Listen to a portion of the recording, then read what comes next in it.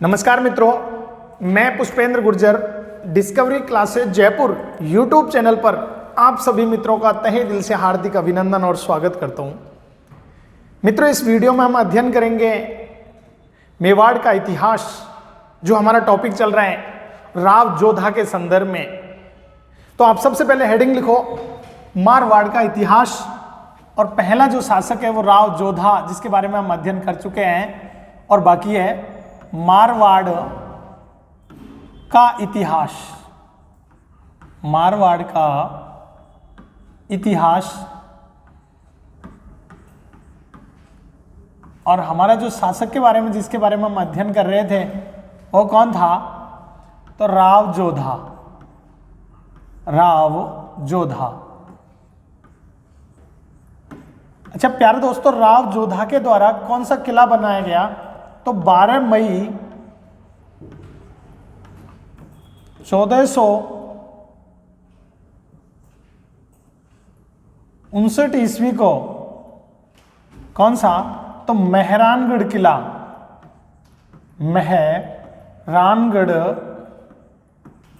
मेहरानगढ़ किले की नींव रखी गई। कौन से किले की?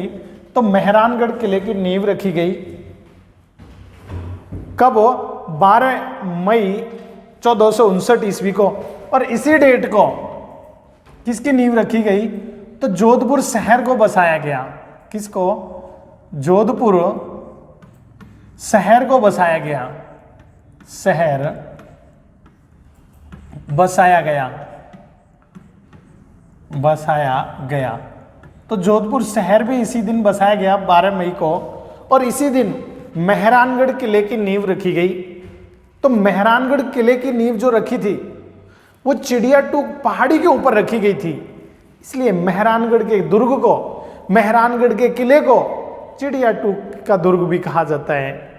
तो ये आपको याद रखना है। मयूर ध्वजगढ़ कहते हैं, मेहरानगढ़ कहते हैं, तो ये इसके उपनाम भी इसके साथ साथ याद रखने हैं। किस और किस नाम से जाना जाता है? तो मयूर ध्वजगढ़, मयूर ध्वजगढ़।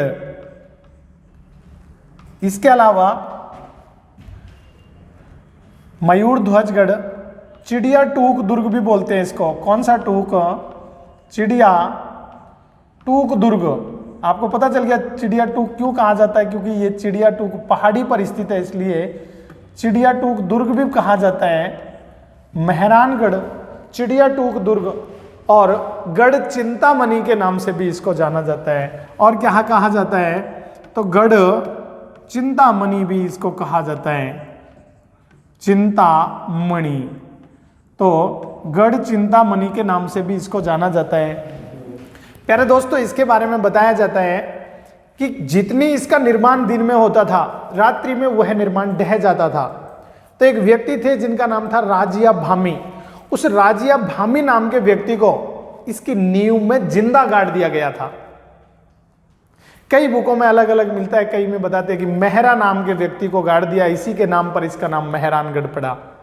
और बाद में जो राजिया भामी था, उसके जो परिजन थे, उनको भूमि दी गई दान में, इसलिए उसको आज के टाइम पे भी राजबाग के नाम से जाना जाता है, जो जोधपुर जिले में स्थित है। इसके अलावा ये जो मेहरानगढ़ का जो किला है, इसमें कई तोपें रखी हुई हैं, जैसे किलकिला तोप, शंभुबान तोप, गजनी, कड़क बिजली आदि तोपें इसके अंतर्गत रखी हैं। किसमें? तो मैं या मेहरानगढ़ दुर्ग या मयूर ध्वजगढ़ दुर्ग में याद में रखना है। किसको गाड़ दिया गया? तो यानी राजिया भामी को। कौन सा? राजिया भामी। और राजिया भामी नाम के व्यक्ति को इसमें क्या किया गया? जिंदा गाड़ दिया गया। इसको नींव में गाड़ा गया। याद रखना है कहां पर? तो नींव में गाड़ा गया, गाड़ दिया गया। और इसके जो परिजन थे या परिवार वालों को क्या दिया गया? तो परिवार को भूमि दी गई। और जो भूमि दी थी, इसको आज भी किस नाम से जाना जाता है? तो राजबाग के नाम से जाना जाता है, जो कहां पर है? तो राजबाग जोधपुर जिले में स्थित है।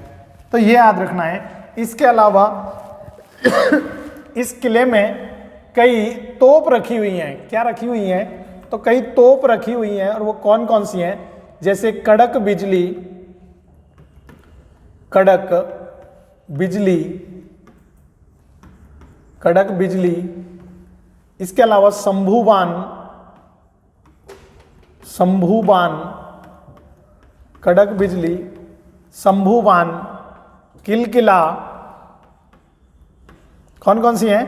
कड़क बिजली, शंभुबान, किलकिला, गजनी खान, कौन सी?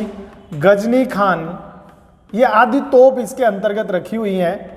और यहां पे 2 मंदिर हैं इसमें किले में। कितने मंदिर हैं? तो 2 मंदिर हैं। एक तो है चामुंडा मां का मंदिर है, और दूसरा किसका है प्यारे दोस्तों? तो नागनेची। एक तो किसका है? चामुंडा मां का मंदिर है, चामुंडा मां का मंदिर है, और दूसरा किसका है? तो नागनेची माता, जो राठौड़ों की कुल देवी मानी जाती है। तो इस नागनेची माता का मंदिर भी इस किले के अंतर्गत बना हुआ है। ये कई बार पूछ लिया गया है कि जो चामुंडा माता का मंदिर बना हुआ है, ये इस पे यहाँ पे 2008 में 30 सितंबर 2008 को भगदड़ मची थी, जिसके कारण लगभग 200 लोग मारे गए थे इस चामुंडा माता, जिसके लिए जसराज चोपड़ा कमेटी का गठन किया गया। और उस जसराज चोपड़ा कमेटी, उसकी जांच के लिए, तो ये मैटर भी आपको इसके संदर्भ में याद रखना है। कौन सी कमेटी गठित की गई थी? तो चामुंडा जो माता के मंदिर में जो भगदड़ मची थी, जो त्रासदी थी, उसमें लगभग 200 लोग मारे गए थे। और उसकी जांच के लिए कौन सी कमेटी? तो पंडित जसराज चोपड़ा कमेटी का गठन किया गया था इसकी जांच के लिए। तो ये 2 मंदिर बने हुए हैं, नागनेची माता का मंदिर है और चामुंडा माता का मंदिर है। कई तोपें हैं, तो कौन कौन सी? शंभुबान, किलकिला, गजनी खान, और एक और है बिच्छू बान। तो ये बिच्छू बान भी तोप है इसमें। कौन सी? बिच्छू बान तोप। तो ये बिच्छू बान तोप रखी हुई है, बिच्छू बान तोप। तो बिच्छू बान तोप रखी हुई है। तो ये सभी तोपें कौन से दुर्ग के अंतर्गत रखी हुई हैं? तो ये रखी हुई हैं मेहरानगढ़ दुर्ग के अंतर्गत। इधर हम जब अध्ययन कर रहे थे राव जोधा के संदर्भ में, तो राव जोधा की पुत्री का नाम था राजबाई, और राजबाई का विवाह उसने छापर और द्रोणपुर का एक राजकुमार था अजीत सिंह मोहिल से कर दिया था। तो ये भी कहानी काफी इंटरेस्टिंग है। तो मैं आप लिख देता हूं कि किसके बारे में अध्ययन कर रहे हैं? तो राव जोधा। और राव जोधा की पुत्री का नाम क्या था? तो राव जोधा की पुत्री थी, पुत्री का नाम क्या था? तो पुत्री का नाम था राजबाई, राजबाई, पुत्री राजबाई का। और इसका विवाह किससे हुआ? तो इसका विवाह कर दिया राजबाई का, यानी अजीत सिंह मोहिल से। अजीत सिंह मोहिल, कौन सा मोहिल? अजीत सिंह मोहिल से कर दिया गया। और ये अजीत सिंह मोहिल कहाँ का था? तो ये छापर और कहाँ का था? तो छापर और द्रोणपुर, द्रोणपुर। तो छापर और द्रोणपुर का था। और अजीत सिंह मोहिल से क्या कर दिया गया? तो अजीत सिंह मोहिल से इसका विवाह कर दिया गया। किसका? तो ये राजबाई का विवाह इसके साथ कर दिया गया, अजीत सिंह मोहिल के साथ। अब क्या हुआ कि ये अजीत सिंह मोहिल एक दिन कहाँ पे आया हुआ था? तो मारवाड़ अपनी ससुराल में आया था, मारवाड़ आया था। कौन? अजीत सिंह मोहिल। और ये मारवाड़ क्या थी? तो ये ससुराल में आया था। और राव जोधा ने इसको मारने की क्या प्लानिंग बना ली कि इसको मारने की क्या बनाई? रणनीति बनाई, रणनीति बना ली। किसको? अपने ही दामाद अजीत सिंह को। जब अपने ही दामाद अजीत सिंह को मारने की जो प्लानिंग बनाई गई, किसके द्वारा? राव जोधा के द्वारा। और ये कहाँ का राजकुमार था? तो छापर और द्रोणपुर का राजकुमार था। क्या हुआ कि जो रात्रि में जब प्लानिंग बनाई जा रही थी, उसी समय राव जोधा की रानी थी जिनका नाम था भटियानी रानी, और उस भटियानी रानी ने वो प्लानिंग सुन ली। भटियानी रानी गई अजीत सिंह के सरदारों के पास, और अजीत सिंह के सरदारों को जाके बताया कि अजीत सिंह को जितना जल्दी हो सके मारवाड़ से आप ले जाइए। और नीच तो महाराजा इसको मारने की प्लानिंग बना रहे हैं। सरदार थे, उन्होंने अजीत सिंह को डायरेक्ट नहीं कहा कि इस प्रकार से प्लानिंग है, क्योंकि अजीत सिंह जाता नहीं, तो उन्होंने कहा कि यानी यादवों ने राजा वत्सराज, इनके फादर का नाम क्या था, राजा वत्सराज, तो उस वत्सराज सांगावत पूरा नाम था, कि राजा वत्सराज का संदेशा आया है कि यादवों ने यानी द्रोणपुर पर अधिकार कर लिया, आक्रमण कर दिया है, तो जितना जल्दी हो सके आप पहुंचो। अजीत सिंह यहां से भागे और बाद में बीच रास्ते में कौसाना नामक स्थान पर पहुंचे। वहां पर जाकर के इधर पीछा करते हुए राव जोधा की सेना जा रही थी और दोनों की सेनाओं ने आपस में पीछा किया और पीछा करते हुए वहां पे भागे और गनोड़ा स्थान पड़ता है मारवाड़ में, और गनोड़ा नामक स्थान पर दोनों की सेनाओं के बीच में युद्ध हुआ और अजीत सिंह मारा गया। कहां पर हुआ युद्ध, तो दोनों की सेनाओं के बीच में युद्ध हुआ, और युद्ध कहां पर हुआ, तो युद्ध हुआ था गनोड़ा नामक स्थान पर। कौन सा, गनोड़ा नामक स्थान पर हुआ। और गनोड़ा कहां पड़ता है ये, तो ये सॉरी यही लिख देता हूं मैं, गनोड़ा कहां पड़ता है, ये द्रोणपुर में पड़ता है। तो गनोड़ा नामक स्थान पर युद्ध हुआ और अजीत सिंह की मृत्यु हुई। कुछ समय बाद, थोड़े दिन बाद, महीने भर बाद फिर से द्रोणपुर और छापर पर आक्रमण किया राव जोधा ने और राजा वत्सराज की भी मृत्यु कर दी। तो ये थी राजबाई वाली कहानी और महाराणा का मारवाड़ का मेहरानगढ़ किला। इसके अलावा राव जोधा के द्वारा ही, राव जोधा के टाइम पे यहीं पे क्या था कि इसके 5वें पुत्र थे राव बीका। कौन थे, 5वें पुत्र राव बीका के द्वारा बीकानेर का स्थापना की गई 1465 ईस्वी में, और राती घाटी नामक स्थान पर बीका जी की टेकड़ी के नाम से किला बनवाया गया था। तो ये भी इसके संदर्भ में याद रखना आपको। किसके संदर्भ में आपको याद रखना है, तो ये याद रखना है, यानी जोधा के कौन से पुत्र थे, तो जोधा के 5वें पुत्र, कौन से नंबर के, तो 5वें पुत्र क्या नाम था, राव बीका। और राव बीका ने किसकी स्थापना की, तो राव बीका ने 1465 ईस्वी में किसकी, बीकानेर की स्थापना की। किसकी, तो बीकानेर की क्या की, तो बीकानेर की स्थापना की। तो कब की बीकानेर की स्थापना, 1465 ईस्वी में की। और ये कहां पे की थी, तो राती घाटी नामक स्थान पर।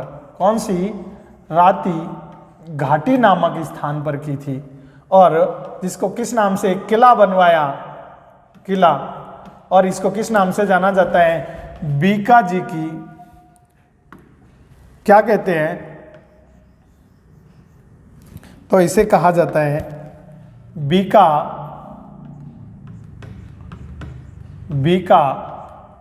की टेकड़ी के नाम से, टेकड़ी। तो बीका की टेकड़ी के नाम से क्या बनवाया, तो बीका की टेकड़ी के नाम से किला बनवाया।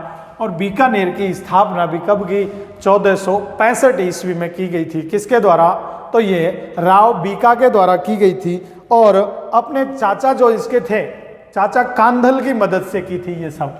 तो राव बीका ने किसकी मदद से, तो अगर पूछ ली जाए कि मदद, तो चाचा कौन थे, कांधल। तो चाचा कांधल की मदद से ये की गई थी। तो चाचा कांधल की मदद से यहाँ पे बीकानेर में राती घाटी नामक स्थान पर बीकानेर का किला बनाया और बीकानेर शहर की स्थापना की गई। तो ये हमको याद रखना था राव जोधा के संदर्भ में। इसके बाद में जो अगला शासक हुआ वो था राव सांतल देव, और वो राव जो सांतल देव था, वो राव सांतल देव इसका पुत्र था। तो मारवाड़ का अगला शासक कौन बना, तो प्यारे दोस्तों मारवाड़ का अगला शासक बना कौन, राव सांतल देव।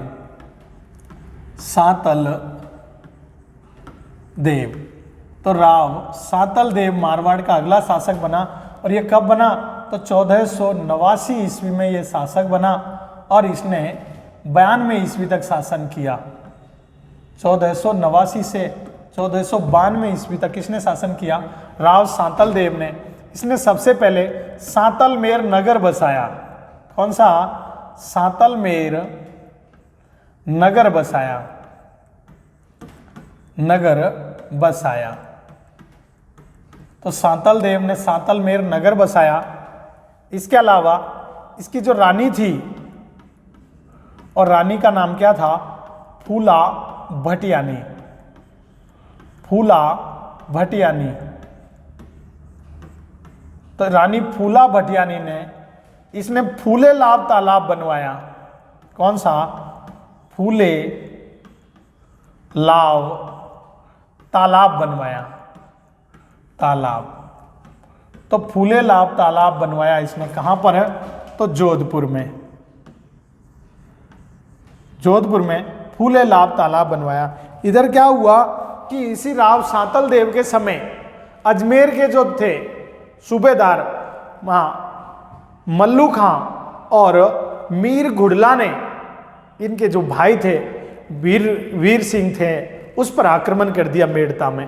क्या हुआ कि राव सातल के इसके भाई कौन थे? तो इसका भाई था, इसका भाई कौन था? वर सिंह था। कौन था? ये वर सिंह था। और वर सिंह कहां पे था? तो ये था मेड़ता में, मेड़ता। तो ये वर सिंह कहां पे है? तो ये मेड़ता में था। और इस पर आक्रमण किसने कर दिया? तो बीकानेर, सॉरी, अजमेर के सूबेदार ने। ये कहां पे था? मेड़ता में। और इस पर आक्रमण किसने किया? तो प्यारे दोस्तों, इस पर आक्रमण किसने कर दिया? अजमेर सूबेदार ने कर दिया। अजमेर के कौन थे? सूबेदार। और सूबेदार का नाम क्या था? तो अजमेर सूबेदार एक तो मल्लू खां, मल्लू खां, इसके अलावा एक तो सीरिया खां, सीरिया खां। तो मल्लू खां, सीरिया खां और मीर घुड़ला, इन्होंने इस पर आक्रमण कर दिया।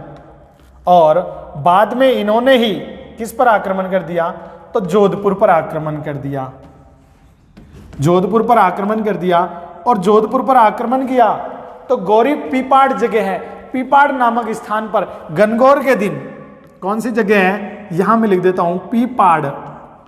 और पीपाड़ नामक स्थान पर जो गणगौर का पूजन कर रही थी, जो कन्याएं गणगौर का पूजन कर रही थी, और इस सातल देव के समय ये मल्लू खां और मीर घुड़ला सभी के द्वारा उन कन्याओं का अपहरण कर लिया गया और उनको उठा करके लेकर के चले गए। इधर किसी ने सूचना यानी किसके पास? राव सातल देव के पास पहुंचाई कि पीपाड़ नामक गांव से जो गौरी पूजन कर रही थी कुछ कन्याओं का अपहरण करके ले गए हैं। पीछे से सेना लेकर के राव सातल देव भागे और कौसाना नामक जगह पर जाकर के उसको पकड़ लिया। किसको? मल्लू खां को, मीर घुड़ला और सीरिया खां को। और रात्रि के समय और कौसाने में युद्ध हुआ, भयंकर युद्ध हुआ, सब लोग मारे गए। और मीर जो घुड़ला था उसका सिर काट लिया गया राव सातल देव के द्वारा। और उसका सिर काट करके उस पीपाड़ की जो कन्याएं थी, जो ये मल्लू खां बंदी बना के ले जा रहे, उनसे छुड़वाया और उनको दे दिया और कहा कि इसका साथ जो सलूट किया जाए वो आप कर सकते हो।